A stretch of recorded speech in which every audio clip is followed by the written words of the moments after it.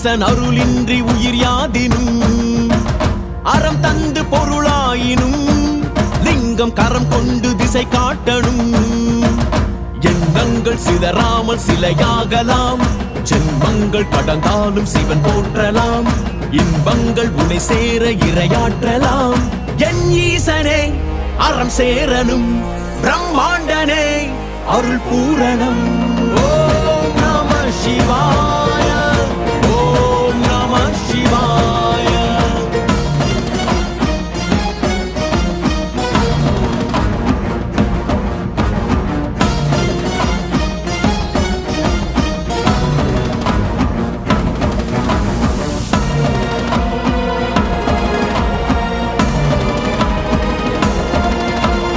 இடிமழை இசைவோ உந்தன் தாளமோ அழல்வெளி பொழிவோ